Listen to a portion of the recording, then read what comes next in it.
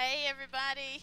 Welcome to the Wake Up Show. This is Angie Cleveland, your host. I'm so glad that you joined us on tonight in the Wake Up Show. I want to first give thanks to every supporter, for all of you who have been tuning into the show online. I want to thank you for your praise reports, your testimonies, and emailing feedback to us and letting us know how these shows are a blessing to your life. We really appreciate that. And we want to thank all of our Awaken partners for your seeds that you have sown into this ministry financially, and for your encouragement and support as well. It is by your financial gifts that we are able to do things like Project Life, which we'll talk about later on in the show. So we want to thank you guys, and I just want to kind of start off the show by giving my thanks and my gratitude to you for believing in the vision of Breathe International and for continuing to support it. Okay, guys, we're going to go right into the show. Before I go any further, one more thing. Just like we start off every show by letting us know that where we are is a direct representation of what we thought and what we spoke over our lives. Whatever you think, whatever you speak out of your mouths, it begins to form your world. Your world is framed by your words, okay? So we really can't blame anybody else for where we are right now, because we thought it and we spoke it, okay? So we're continuing in the series of breaking bad habits, and all of these habits, if you go back to the YouTube videos and look at the previous shows, all of these habits are really kind of connected one to the other. They all kind of birth each other. If you do one of them and you continuously do it until it performs, until it becomes a way of life, it produces something else. And so the main objective of these shows is to identify these habits and break them as fast as possible, so it will not excuse me, so it will not become a way of life, and we will not live habitually in the same cycle. Okay, so quick review. These are the habits that we've been talking about in this series. We talked about worry. We've talked about the habit of negativity. We talked about the habit of eavesdropping and gossip. Lord, Emmer, that was a 2-hour show, I think. That show was a long show. And we talked about laziness, okay? Laziness not in the sense of, not just in the sense of not getting up and doing something about your life financially and finding a job, but also laziness, not wanting to help yourself come out of the situations that you're in, even spiritually and emotionally and mentally. We talked about being hasty, moving too quick. Lord have mercy. To be honest, we're living in a season right now where there's a lot of pressure on a lot of people. And that pressure is allowing us to see if we're going to hang on to what God has spoken, or if we're going to be hasty and do our own thing and make our own promise come to pass, or fabricate what we think is God's promise, but it's just something that we just made a decision to do. Okay, and then we talked about freeloading. Freeloading, how we freeload God. You know, even coming to God in prayer and always having this long to-do list of things that we desire for him to do, instead of saying, okay, Lord, I'm coming to prayer and worship because I want to give you something. I want to give you more of myself. And so these are the habits that we've already addressed. Okay, and so for those of you who are just tuning into this show, you don't want to miss this one. Okay, you don't want to miss this show, because this show it touches almost every single person, myself included, that is going to view this show. Okay, some of us we can identify with some of these habits, and some of us can't identify with some of these habits, but this one today, we can identify with this one. Okay, so the habit that we're going to talk about today is procrastination. Okay, so that's our habit that we're going to talk about today, is procrastination. Now let me read you a couple of facts. 80 to 95% of college students procrastinate. 80 to 95% of college students procrastinate. And 95% of our population procrastinates. Okay? Which means that it's a habit that all of us deal with. And we have to make sure we call the truth for what it is so we can break these habits. Now, I want you to stay tuned to this because procrastination is deeper than what we think it is. And I'm going to show you why. Okay, let's go to the next slide. Okay, now let's identify what procrastination is. Now, every show we try to define what these different words mean so we can understand things better, okay? Procrastination is the tendency to avoid or delay acting upon a task or activity under one's immediate control. Under your immediate control. 9 times out of 10, what we procrastinate from and what we don't do are things that we can do right now. Immediate control things. All right? It's an intentional delay of action without any foreseeable reason or likely benefit. In other words, there's really no reason why we delay in doing it. We just delay. We just procrastinate. We just wait till the last minute to do it. Okay? Procrastination means to postpone doing something as a regular practice. Okay? To postpone doing something as a regular practice. It means to put off, to delay, to drag our feet, and to defer. Okay? This is what procrastination means. Procrastination, please catch this one. Procrastination is a strong behavioral form of self-handicapping. Okay? A strong behavioral form of self-handicapping. If you want to stunt your growth in who you are as an individual, if you want to stunt your progress in the projects that you set out to do, your businesses, your family, things that you want your family to accomplish, if you want to stunt that, continue to allow procrastination to be a part of your life, and you will see how it will put you years behind schedule. Okay? So procrastination is nothing to play with. It's nothing to play with. Okay? Now, to procrastinate means that laziness is present. Now, remember, laziness was one of those habits that we went over in the last few shows. Okay? So procrastination means that laziness is present. I put it off until later. I don't feel like doing it right now, so I put it off until later. Something as simple as saying, I'm going to give you an example. Okay, I'm going to wash the dishes. I'm not going to allow the dishes to sit in my sink overnight. I'm just going to, and we know this to be true, but instead, when it comes time for us to do it, we just kind of say, well, I'll wait till tomorrow. You know what I'm saying? Putting things off until the next day. And to procrastinate also means that we find more value in waiting until the last minute than to do what we know we need to do right now. There's more of a value than it's more of a value in waiting than it is to go ahead and get it done. Okay. Now, procrastination causes the following. I want you to catch this. It causes the following things.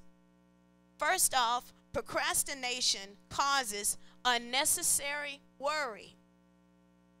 Unnecessary worry. Don't you know there are a lot of people that are taking pills for depression and sleeping pills and all of these things to relax? Because, and the reason why they're doing that is because 9 times out of 10, there is a procrastination thing. We wait until the last minute to do something, and then you all stressed out. Unnecessary worry, which causes unnecessary stress. Okay? And then it accompanies, what accompanies procrastination is the feeling of guilt. Because you know you should have turned in that thing by the deadline. You know you should have done it on time. But you still feel this guilt, this sense of guilt about you when it could have been avoided. Okay? Procrastination causes anxiety. It causes us to have a lot of anxiety when it approaches the time for us to do something. Okay? Procrastination causes depression and poor health. Okay? Not sleeping well at night, waiting until the last minute. Okay? Really look at this last one. Procrastination causes extra responsibility to be shifted to those who have to carry the weight when we choose to wait until the last minute. Okay? And this can cause resentment within those people. Procrastination destroys teamwork. It destroys teamwork. So, for instance, if we're a team, and we all have experienced this before, If we're a team and we are supposed to be working on a project together, working on an assignment together, and then it's 6 of us in the group, 4 of us or 4 or 5 of us are doing our part of it, but the last one, there's one person that just chooses not to do their part and they wait until the last minute. It causes the people that are in that group to look at that person like, I know you ain't going to take credit for what you didn't do. You know what I'm saying? It causes resentment. It causes people to look at that person in distrust. Okay? We're going to go deeper. We're going to go deeper. So these are all of the causes of procrastination. Okay? Manifestations of procrastination. There are different ones, but these are the most popular. Paying bills late. Okay? Paying bills late. A lot of times, you guys, we pay bills late, and it's not because we don't have the money. It's because we misappropriate our funds. It's because we spend money on shoes that we don't need. Okay? It's because we go to Express or we go to the New York and Company and we see a nice dress that can wait because that's the light bill. Okay? So we need to make sure that we really look at why we do what we do. Okay? So paying bills late is a manifestation of procrastination. Being late for work, meetings, and appointments, and missing deadlines. All of these are manifestations of procrastination. Why should we be known by how late we are? Why should we be known by us being late all the time? Why should that be something that people label us to be? You know, not being funny, but, you know, especially for African Americans, they say we have colored people's time. You know, that we just start late all the time. You know, late services and, you know, service supposed to start at 11 o'clock. We start at 11:30. You know, we got to break out of that habit. We must do so, okay? And so these are the different manifestations of procrastination. Okay, now, I want you to really pay close attention to these attributes, because these are really strong things that digs us deeper into what procrastination really does. The attributes of procrastination. Procrastinators are made, not born. They are made, not born. Procrastination is a learned behavior. In other words, the more you continue to wait to the last minute, it becomes innate. And whatever becomes innate becomes hard to break. You see what I'm saying? And so the more you continue to allow yourself to wait until the last minute, over time it develops into a mindset. It becomes a way of life. Procrastination can be used as a form of rebellion. In other words, I don't have to do this right now. I can wait until later. You know, everybody else is supposed to do it. But we wait until the last minute because we feel like we can. So it's a form of rebellion. Procrastination presents the excuse to us that we are an exception to the rule. In other words, other people, you know, I can get by with it. If other people can do it, I can do it. We start comparing ourselves to other people and what they're doing. Well, they're not going to show up on time, so why should I? They're not going to do it the way, they're not going to be there, so why should I be there on time? We have an exception to the rule, and we feel like a lot of times we can just get by with stuff when it's just wrong, period. It's just wrong for us to just constantly adopt this late mentality. Procrastinators tell the lie to themselves that they work best under pressure, and they will feel like doing it the next day when it's really protecting their sense of self, saying in their actions that this particular thing is not important. Okay? If it was important, we spend more time doing it. Because whatever is a passion for you, you'll sacrifice for it. And what we tend to do, especially in college, Lord have mercy, in college, we wait until the last minute to write that paper because we really don't want to do it. It's not important to us. It doesn't have any value. Okay? Next set of attributes. I think there's 2 more. Procrastinators like to distract themselves with things that will avert their focus to doing what needs to be done because it avoids the confrontation of a fear of failure. Okay? So procrastinate, we put off things to the last minute because we are really in fear that we're going to fail. So that's the reason why we don't do it. That's the reason why we wait until the last minute. We don't put all of ourselves into it because it says, you know, we're thinking, well, if I put all of myself into it, then what happens? What if it flops? What if nothing happens out of it? What if I put all of myself into this business and it doesn't work? What if I put all of myself into this and it doesn't prosper? And we have this fear of failure, and that's the reason why a lot of times we procrastinate and kind of go along with the crowd and do what everybody else is doing. Because remember, 95% of us struggle with this same habit, okay? Those who procrastinate can sometimes be indecisive, which causes them not to move in a timely manner because they don't even know what they want. Okay, they don't even know what they want out of life. They don't know what they want out of the day. They can't choose quickly. And so procrastination can also be a manifestation of us just being indecisive. We don't even have a clue of what we're supposed to do. We don't have a clue where we are or what we want. So procrastination is a deep thing. It's deeper than just being late. Okay? What does the word say about procrastination? Jesus said, and this is coming from the Message Bible, no procrastination, no backward looks. You can't put God's kingdom off till tomorrow. Seize the day. Luke 9:62. Seize the day. Don't wait until, okay, a lot of us procrastinate even in our joy, even in our peace. We'll wait until something good comes along for us to be happy.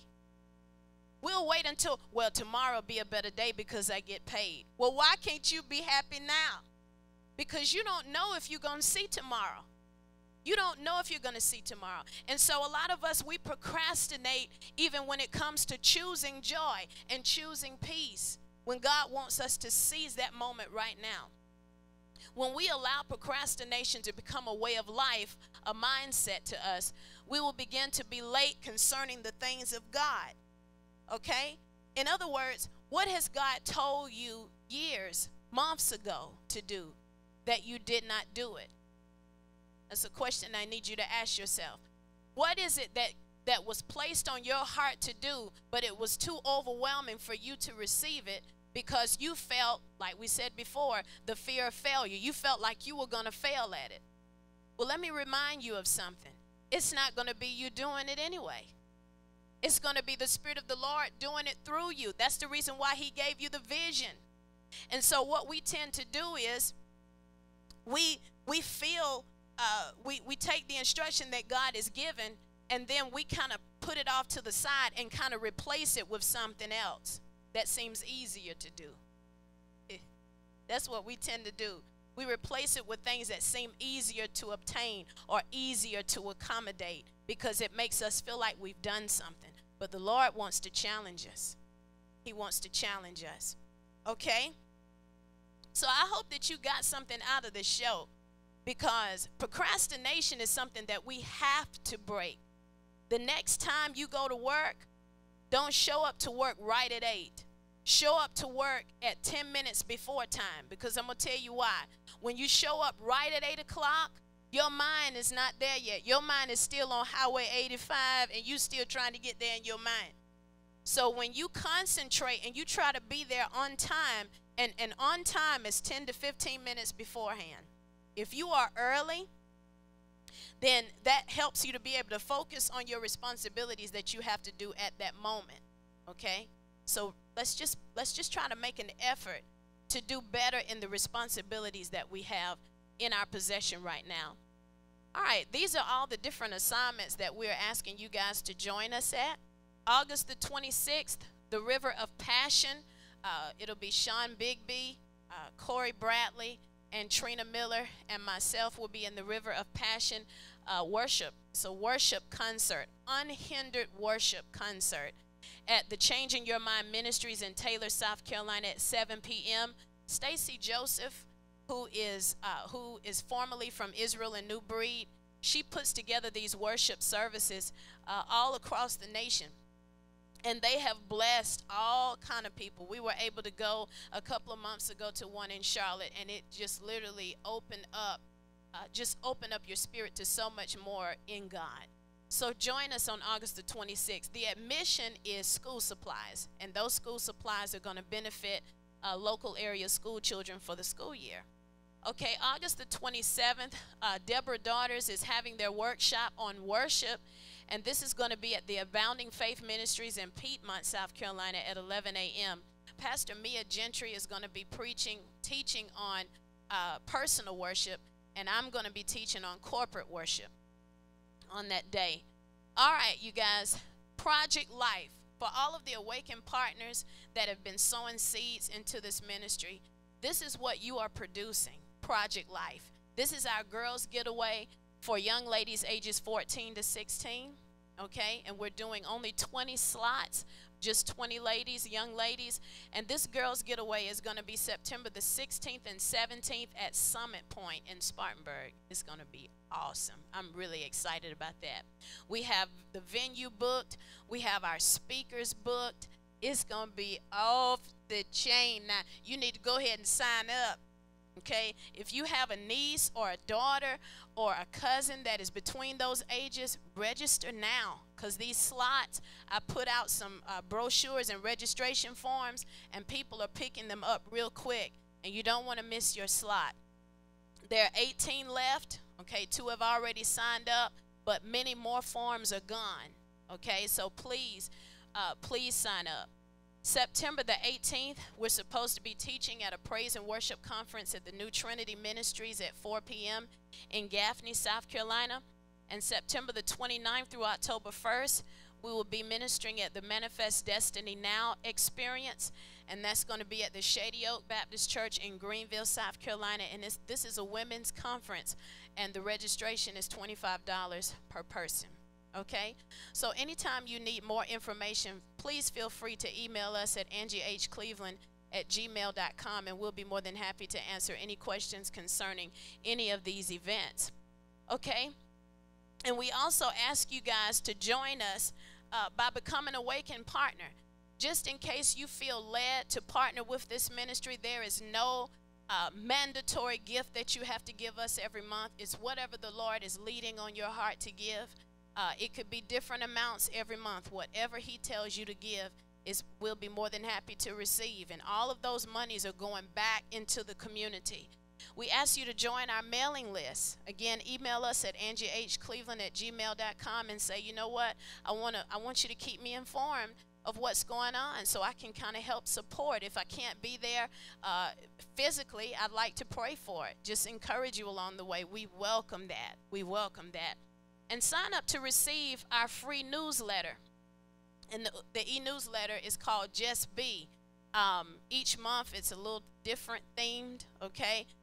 We've had Be Grateful. We've had Be Confident, Be Content. This one coming up is called Be Available. That's what's coming up this coming September. All right. And so we just also ask for you guys to continue to pray for us as we continue to go out and help resuscitate people back to life, the life that God called us to live in John 10:10. All right. So this is Angie Cleveland and Breathe International, and we are sounding the alarm for you to wake up.